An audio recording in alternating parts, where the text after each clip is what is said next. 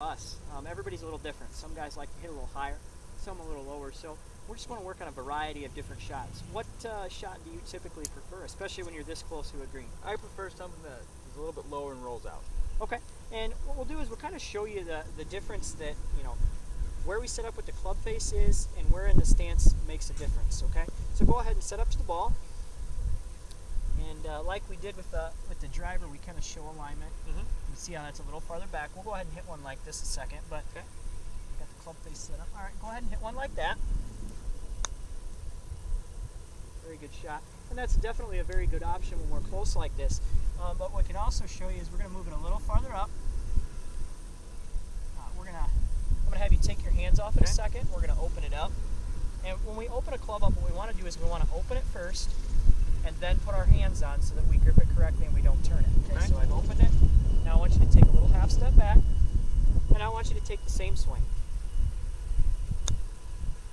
Okay, and see how that one got a little higher in the air, checked up a little quicker in case we had something to go over, but all we did was change where it was and open our club face. But if you notice, when we open that club face a little, all of a sudden that ball's popping higher in the air, okay?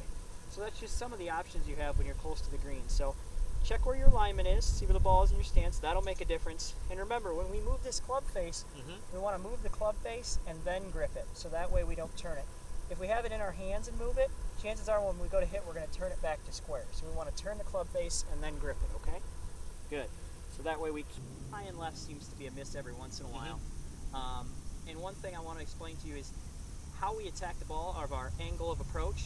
Sometimes we get a little too close to the ball, our angle of approach gets a little too steep, and we come a little too steep into the ball. What happens is our club face, when it comes in too steep, it's going to leave open, it's going to hit down on the ball, and it's actually going to pop it up and to the left. So what I'm going to have you do is kind of set up with your driver in your normal stance, and maybe take about a 1/4 of an inch step back, just give yourself a little more space, get your arms a little more out in front of you, and this will take the club from more upright angle of approach to a little flatter angle of approach, which will hopefully not only bring down our ball flight, but give us a more consistent left to right flight that we're looking for. All right. So try and step back a little bit. Good, giving yourself a little more space. It's a long club. Now go ahead and give that a swing once. Okay. Now let's try and apply it to an actual swing. Go ahead and tee a ball up. And when you first set up, I want you to set up like you normally do, and then take the step back. A little bit more. There we go. Okay, now try and take a swing.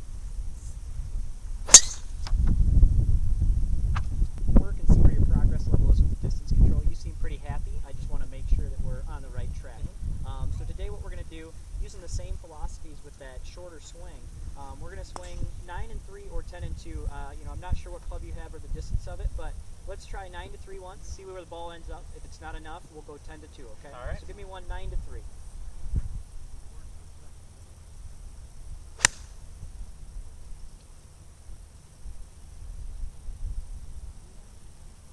Alright, so that was a little far, but I think you went a little closer to 10 to 2.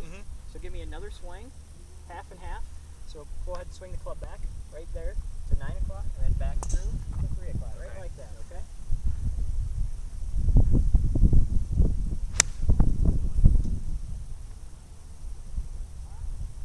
Good, and did you notice how we not only brought the distance down, but the trajectory of the ball came down?